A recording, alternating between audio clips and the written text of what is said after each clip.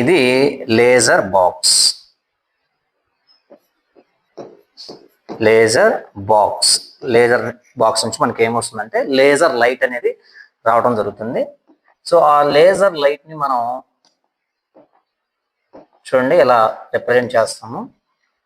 ఆ లైట్ రేని మనం ఎలా రిప్రజెంట్ చేస్తామనంటే ఒక యారో మార్క్ తోటి ఈ విధంగా రిప్రజెంట్ చేస్తాం.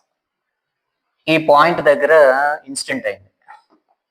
ఈ లైట్ అనేది ఈ పాయింట్ దగ్గర ఇన్సిడెంట్ అయింది. That is called point of incidence. Point of incident అని చెప్పేసి పిలుస్తాం దాన్ని. యారో మార్క్ ని పెట్టినట్టయితే అదేం తెలియజేస్తుంది అంటే ఇన్సిడెంట్ లైట్ లేదా ఇన్సిడెంట్ రే అని పిలుస్తాం. సో దీన్ని ఏమని పిలుస్తాం? Incident ray or incident light అని పిలుస్తాము. ఇప్పుడు మన ఇక్కడ ఈ ప్రాసెస్ లో చూసినట్లయితే ఇక్కడ మనకి ఇంకొక రే కూడా ఉంది. దాన్ని ఏమంటామంటే రిఫ్లెక్టెడ్ రే. సో ఇప్పుడు దాన్ని కూడా మనం రిప్రజెంట్ చేద్దాము. ఇక్కడ ఇలా మనం రిప్రజెంట్ చేయొచ్చు దాన్ని. పాయింట్ ఆఫ్ ఇన్సిడెన్స్ నుంచి ఈ రిఫ్లెక్టెడ్ రేని మనం డ్రా చేస్తాము. సో దానికి కూడా యారో మార్క్ పెడతాం. కాబట్టి దీన్ని ఏమని పిలుస్తామంటే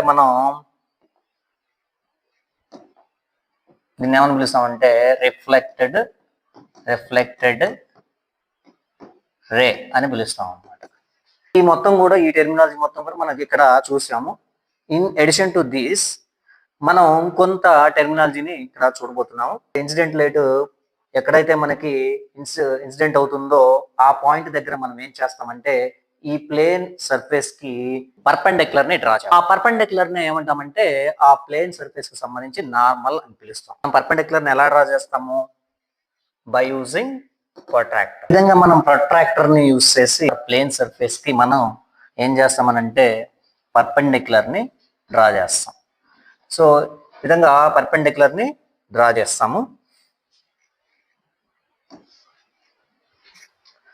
ఈ పర్పెండిక్యులర్ ని నార్మల్ అని పిలుస్తాం. జనరల్ గా ఇది మనం డాటెడ్ లైన్స్ తోటి చూపిస్తాం అన్నమాట. ఈ ప్లేన్ సర్ఫేస్ కి మనం గీసినటువంటి పర్పెండిక్యులర్ నే నార్మల్ అని అంటాం. ఇప్పుడు మనకి చూడండి కొత్త టర్మ్ ఒకటి వచ్చింది, నార్మల్ అని చెప్పేసి. ఈ నార్మల్ తోటి ఇన్సిడెంట్ రే చేసేటువంటి ఈ యాంగిల్ ని మనం ఏమంటామంటే యాంగిల్ ఆఫ్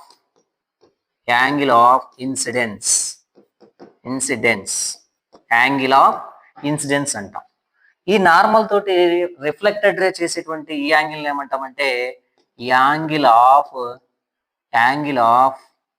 రిఫ్లెక్షన్ అని పిలుస్తాము.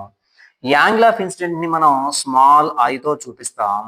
అదేవిధంగా యాంగిల్ ఆఫ్ రిఫ్లెక్షన్ ని మనం స్మాల్ ఆర్ తోటి చూపిస్తాం అన్నమాట.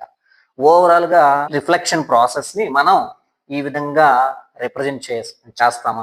సో దాన్ని చూపిస్తూ మనం ఇక్కడ ఈ రిప్రజెంటేషన్ కి చెప్పినట్లయితే పిల్లలకి బాగా అర్థమవుతుంది. అసలు ఆ ప్రాసెస్ ని ఇక్కడ ఇమాజినేషన్ అనేది చేసుకోవటం వల్ల వాళ్ళు ఈ డయాగ్రామ్ ఈజీగా గీయగలుగుతారు. మొత్తం ప్రాసెస్ రిఫ్లెక్షన్ ఆఫ్ లైట్ అని పిలుస్తాం.